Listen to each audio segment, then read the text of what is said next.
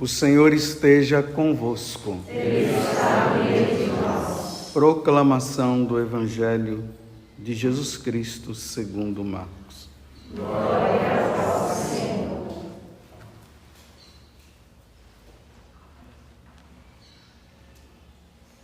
Naquele tempo, os mestres da lei, que tinham vindo de Jerusalém, diziam que ele estava possuído por Beelzebu e que pelo príncipe dos demônios ele expulsava os demônios.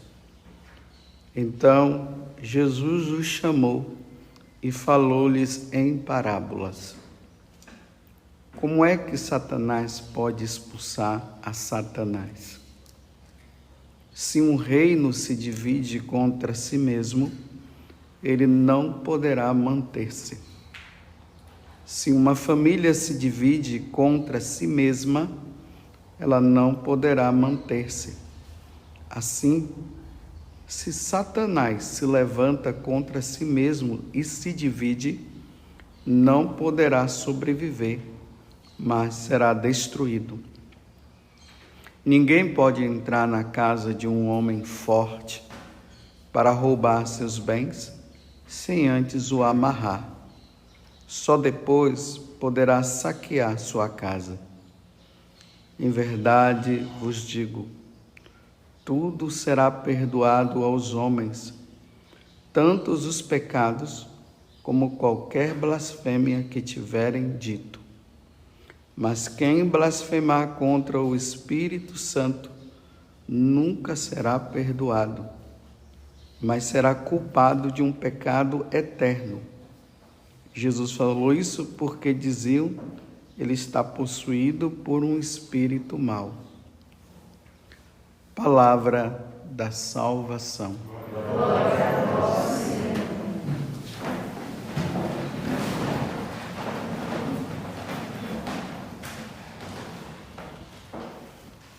Estamos no capítulo 3, do versículo 22 ao 30 do Evangelho de São Marcos. E mais uma vez Jesus ele continua exercendo a sua missão, trazer as pessoas de volta para Deus. E como é que ele faz isso? Curando as pessoas, expulsando os demônios e falando, anunciando o reino dos céus para eles. Só que as autoridades religiosas daquele tempo, os saduceus, que eram os sacerdotes, os fariseus, os herodianos, e hoje aqui, como está mostrando, os mestres da lei, eles não conseguiam de maneira nenhuma enxergar naquela pessoa de Jesus o Filho de Deus, o Messias. Então eles começaram a perseguir Jesus de todas as formas, para prendê-lo e depois matá-lo. Tanto que esses dias nós vimos ali os herodianos se juntando com os fariseus e dizendo, agora nós vamos matar porque Jesus tinha feito a cura daquele homem de mão seca num dia de sábado. Agora vem um outro grupo, que está dizendo aqui, né, os mestres da lei que tinham vindo de Jerusalém. Então, provavelmente Jesus continuava ali naquela região da Galileia, de maneira mais pontual, em Cafarnaum. Então agora eles vêm, e aí eles encontram com Jesus, os mestres da lei, aqueles que ensinavam. Então Jesus expulsa um demônio de uma pessoa, aí imediatamente eles falam que Jesus estava fazendo aquele tipo de coisa pelos príncipes dos demônios. Ele expulsava, e Jesus estava expulsando os demônios pela ação dos príncipes dos demônios. Então lá no Evangelho de Lucas, no capítulo 4, diz que Jesus, cheio da força do Espírito, ele foi conduzido ao deserto. Lá no deserto, o demônio o tentou. Aí Jesus venceu o demônio. Depois que Jesus venceu o demônio, ele sai do deserto e ali diz mais uma vez, ele cheio do Espírito, ele foi para Nazaré. E ali ele entrou na sinagoga, abriu o livro, que foi a leitura de ontem, e ele anunciou que ele era o Messias esperado. Então veja, Jesus está dizendo, o evangelista está dizendo que Jesus estava cheio do Espírito Santo. Ele não estava cheio do espírito satânico. Aqui está o problema dessa questão. Santo Agostinho, ele deixa bem claro isso, que naquele momento eles estavam no auge da blasfêmia e no auge do coração fechado. Eles já estavam com o coração tão fechados que quando eles viram Jesus expulsando um demônio sob a ação do Espírito Santo, eles disseram, ele está fazendo isso, ele está possuído por um demônio e ele está fazendo isso pelo demônio. É o demônio que está fazendo aquilo. Aí Jesus disse assim, agora vocês chegaram no auge. Agora não dá mais não. Vocês até dizerem que eu poderia até estar até blasfemando contra mim, você não é Deus, você não é isso, você não é aquilo, tudo bem, mas vocês dizerem que eu estou possuído por Beelzebu, e o que eu faço é por Beelzebu? Então vocês estão dizendo que o Espírito Santo é Beelzebu? O Espírito Santo não divide, o Espírito Santo une. O Espírito não divide. Então eles estão dizendo também que a Santíssima Trindade, ela vai ser destruída um dia. Porque se o Espírito Santo não é o Espírito Santo, mas é um espírito maligno, então esse tipo de pecado não é perdoado. É claro que qualquer tipo de pecado, enquanto nós estivermos vivos, então entendo isso aqui, enquanto nós estivermos neste mundo, estivermos vivos, e nós nos arrependermos de qualquer tipo de pecado cometido e pedirmos perdão a Deus, para nós católicos, irmos principalmente no confessionário, a pessoa está perdoada neste mundo, enquanto estiver vivo. No Evangelho de São Mateus, Jesus, quando se refere a essa passagem aqui, aí Mateus diz assim, que Jesus disse que não será perdoado nem nesse mundo, nem no outro. Claro, a pessoa, ela não se arrepende, ela não vai ser perdoada. Isso se chama pecado de impenitência. Pecado de impenitência é o quê? A pessoa, ela permanece naquele pecado, não muda, vive naquele pecado, ela é chamada à conversão, ela não muda, ela continua fazendo, ela continua persistindo em dizer, porque é isso que Santo Agostinho também diz, que o pecado proferido e a pessoa não se desfaz, ela continua, aí ela morre, pronto. Não tem mais perdão do outro lado. Interessante que na cabeça de muita gente, elas acham, estou dizendo muita, não são todas, elas acham que depois que a pessoa viveu muitas situações erradas nesse mundo, sem o arrependimento. Aí depois ela morre, ela se encontra com Deus lá, no julgamento. Aí elas acham que lá elas poderão se arrepender. Se lá, ela diante de Deus, ela se arrepender, ela será perdoada. Isso depois que passou dessa vida para outra. Aí lá ela se depara com Deus. Eu me arrependo, Senhor, de tudo que eu fiz. Aí Deus dá o perdão, ela vai para o céu. Não, isso não acontece, meus irmãos. Podem tirar isso da cabeça. Quando a pessoa morre sem o devido arrependimento, quando ela passa para o outro lado, a alma vai, porque a alma é eterna, a alma não morre. Quando ela vai para o outro lado, ela não tem como se arrepender. O julgamento se dá da seguinte forma: a sentença já é dada de acordo com como a pessoa vai. Não vai chegar lá e ter um monte de advogado, de defesa e tudo e não sei o quê. Então a pessoa, aí tá bom, não é assim. Não é assim. Por sinal, aquele filme lá, O Alto da Compadecida, aquilo ali é uma crítica à igreja. Muita gente gosta daquele.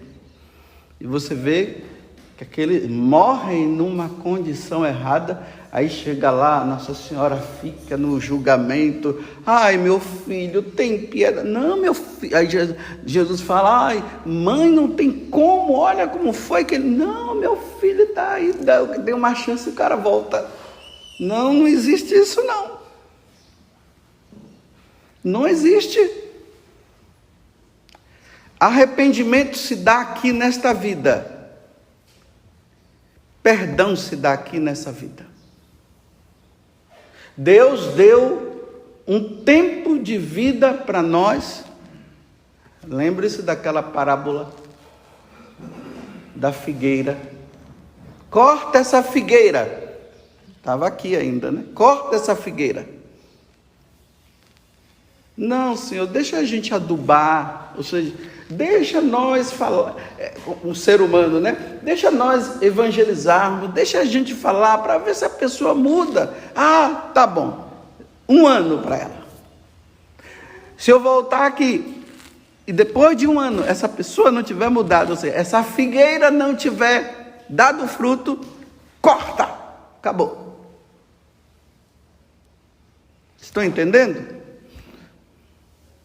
O quanto que nós precisamos mudar, é nessa vida que nós devemos mudar.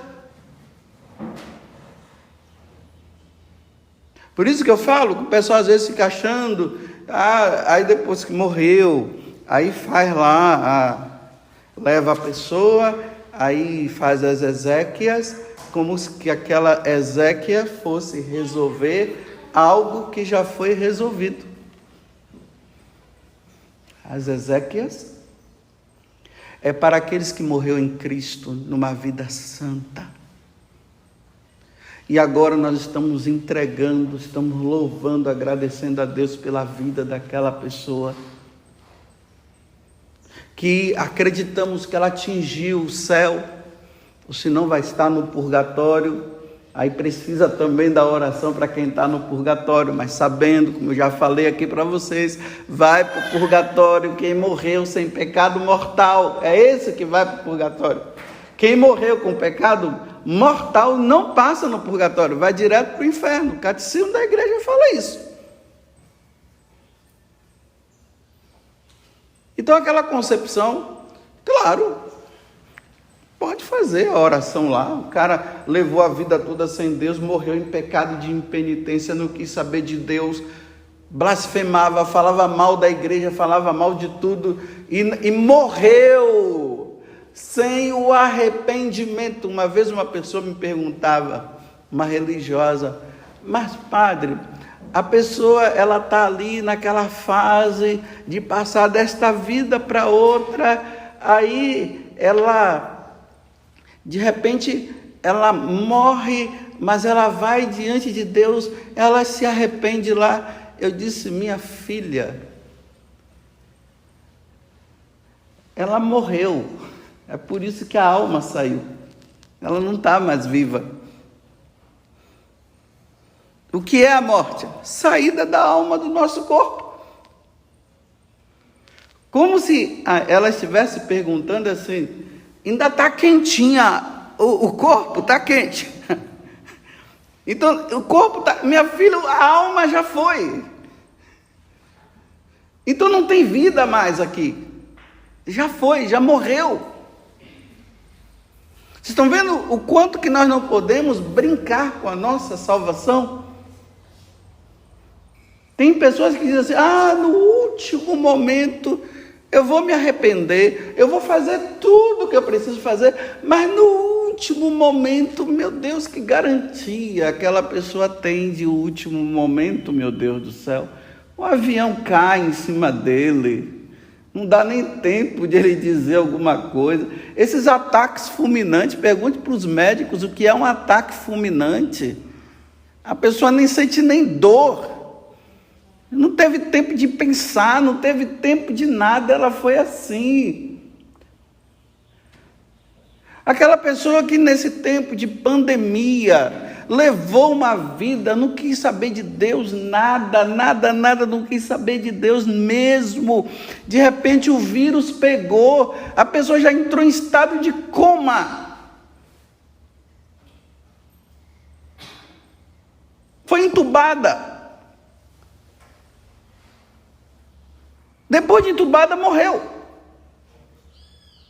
Deu tempo de se arrepender.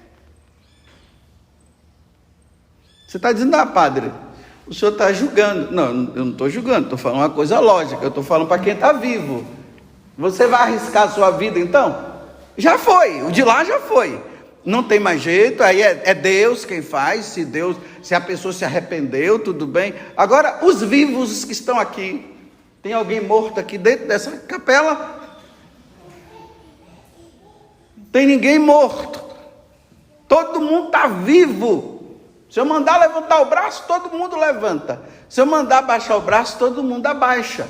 Então tem vida. Só se você estiver com raiva de mim e dizer, não vou levantar não. Mas mesmo assim você está vivo.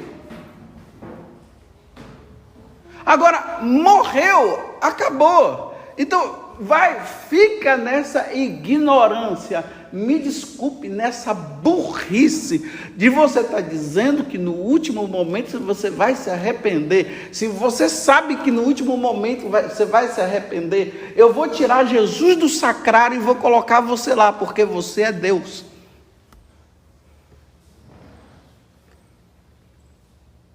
E vou te adorar enquanto eu viver.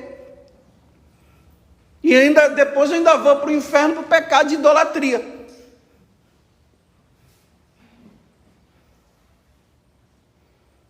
Então o pecado de impenitência, voltando, atribuir algo que Deus faz ao demônio, isso é o que Jesus está dizendo. Por exemplo, uma pessoa olha para um sacerdote, ele está na hora da epíclese, fazendo a consagração ali, é uma ação do Espírito.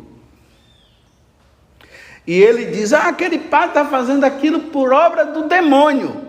Isso aí é um pecado que não é perdoado se a pessoa não se arrepender. Quer ver uma outra ação do Espírito? O sacerdote está lá no confessionário, ali é uma ação do Espírito. Aí ele dá o perdão por meio do Espírito. E a pessoa diz, aquilo ali é o demônio que está fazendo aquilo. Isso aqui é um demônio, um sacerdote está dando o perdão que Jesus mandou dar pela força, pela ação do Espírito. Você está dizendo que é o demônio? Isso é um pecado gravíssimo. Está possuído por um demônio.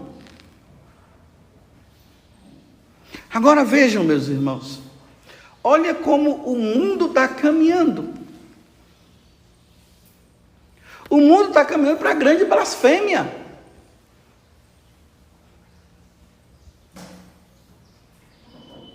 Chamar Jesus disso, chamar Jesus daquilo, reduzir Jesus a ele é homem também, mas simplesmente é uma pessoa qualquer.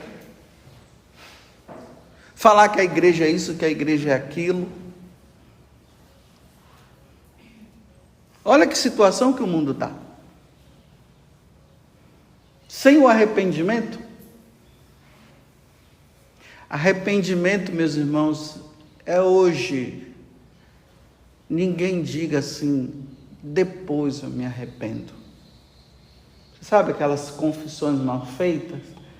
Eu faço e depois eu me confesso.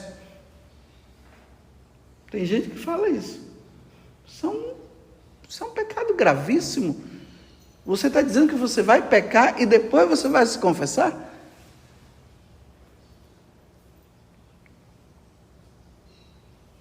Não se pode fazer isso, não. Então você já diz, não, eu não vou fazer. É isso que tem que dizer.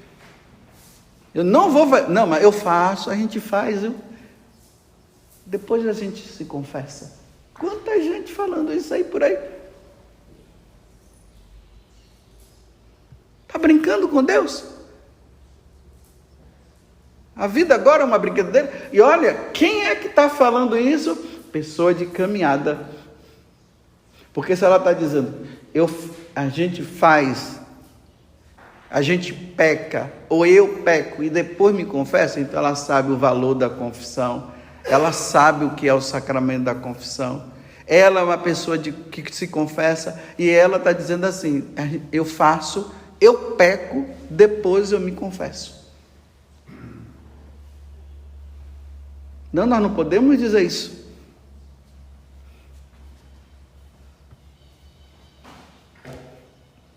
Aí eu sempre complemento com Santo Expedito. O demônio dizendo para ele, deixa para amanhã.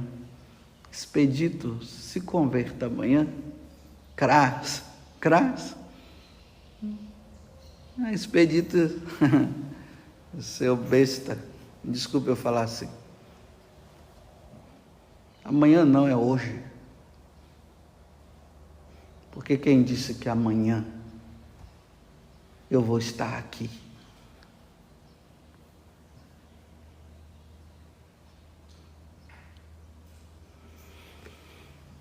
Que Deus nos dê a graça, meus irmãos, de não atribuirmos o que é de Deus ao demônio. Vou repetir de novo. Meus irmãos, não atribuamos o que é de Deus, o que Deus fez, o que Deus realizou ao demônio. O que é de Deus é Deus que fez, não foi o demônio. Satanás quer dizer adversário. Diabo quer dizer o que divide. E dizer que o que Deus faz é o demônio que fez?